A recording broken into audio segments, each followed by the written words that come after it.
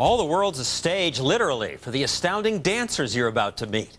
They've taken their art to new heights, combining sheer beauty with risk, dancing on the sides of mountains and buildings. Bob Brown with a story that'll take your breath away. The illusion is breathtaking, but like all illusions, there is something that gives it away. A dancer's hair flying out as if it were blown by a powerful wind. In this case, the reality is even more astonishing. This is not a horizontal stage. It is an 800-foot sheer granite cliff. And these performers, dancers who became climbers and climbers who became dancers, are all members of Project Bandaloop. On cliffs and buildings across America, they stage vertical ballets that will make you look with fresh eyes at the power of gravity and the scope of human movement.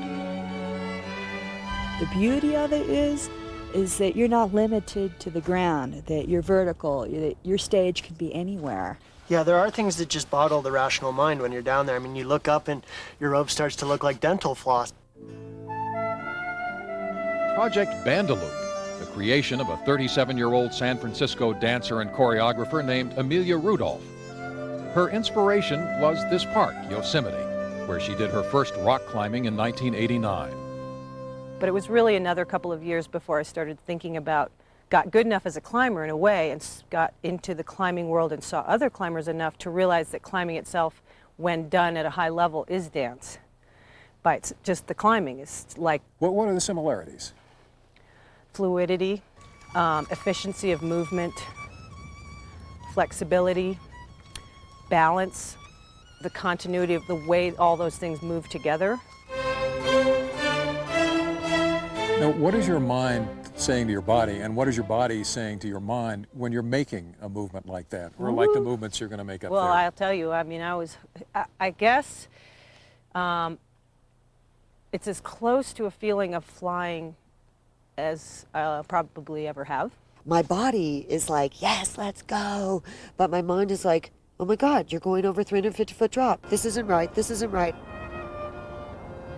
Also there, standing among the trees on top of the world, is a violinist, Zachary Carrington, to play them on, audible more than a mile away in the quiet of an August morning. There were no tickets to this performance, no playbills handed out.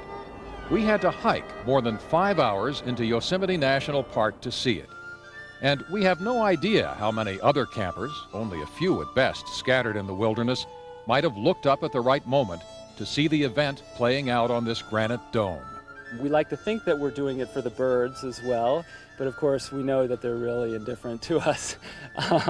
But largely it's the satisfaction of knowing that, you know, that we nailed it and we made it happen, and that we have some sort of record that we'll be able to bring back and show people in theaters. One of the best things, for the past 3 days, our commute to work has been a 30-minute hike through the Sierras.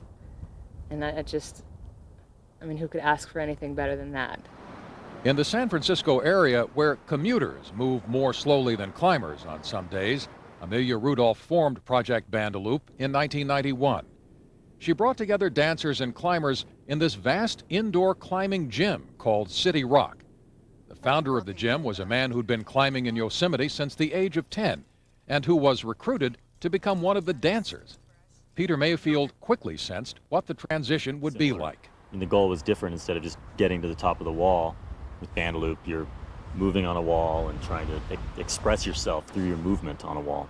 And I really enjoyed that. And to partner with a pro ballet dancer, you know, when she's pointing her toes and coming to the wall, well, I'm seeing that. I'm like, oh yeah, push those toes a little straighter, Peter. You know. Project Bandaloop's success has spread from coast to coast. They staged a soaring performance on the Seattle Space Needle and another at the New York Stock Exchange. But Amelia Rudolph says one of her favorite performances was this one in Houston, a 20-minute dance performed on a skyscraper with a symphony orchestra playing Tchaikovsky below and 40,000 people on opening night watching leaps that could never have been made from a horizontal stage. We could jump into the air and be going out and going out and going out for 5 or 6 seconds, and then you're coming in and your rope works as a sail kind of and slows you in on the way in. So you can pretty much do all these wild, wonderful movements in the air that you could never do on the ground without that change of gravity. These dancers, the troupe performs with between 6 and 10 of them, have hung on to their lives without ever having had a serious accident. That is due in large part to the skill and care of the riggers who work with them. Everywhere we go is an effort to kind of blend with that space, whether it's a skyscraper and we have to attach to steel I-beams, or it's a granite slab or a granite vertical wall. Here in Yosemite, for instance, operations manager Thomas Cavanaugh and the other riggers used lodgepole pines at the top of the granite dome to secure the dancers' ropes. Each rope will support 6,000 pounds. So any stress that a dancer puts on that line, making any kind of movement, wouldn't even begin to test its...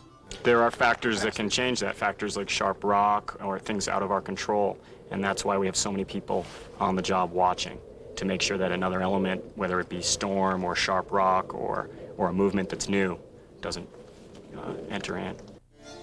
The Yosemite project was almost a kind of residency. The dancers and riggers hiked in for 20 days in the park for a work they called crossing, traversing the Sierra Nevada mountains, creating dances at several sites along the way.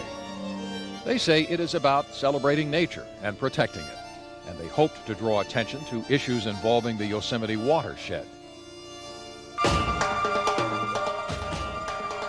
And if you're wondering whether this is frightening, every member of this group, without hesitation, said yes. You'd have to be insane if that didn't come in.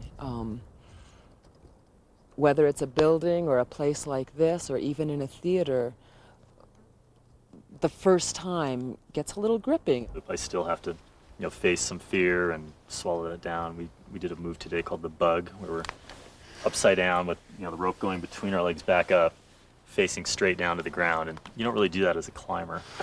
And first I had to look at the ground and just visualize the rope and how strong I was, and then I wasn't going to go sailing down there.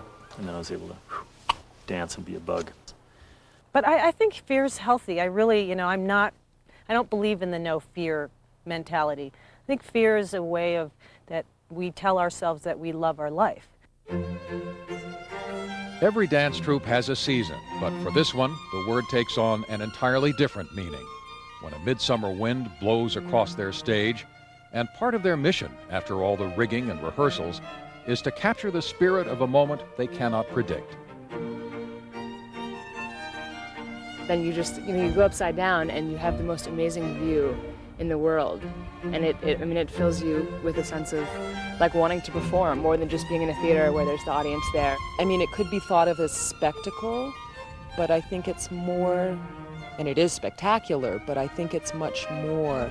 It's a link between dance and ourselves and nature. Sometimes you can be so worried about the move. I'm going to make the move and make the move. And then sometimes you can be like, who cares about the move? Wow, look where I am. We hope we've left you on a high note. That's our program for tonight. Thank you for joining us. I'm John Stossel, and for everyone here at 2020, enjoy the holiday. Good night.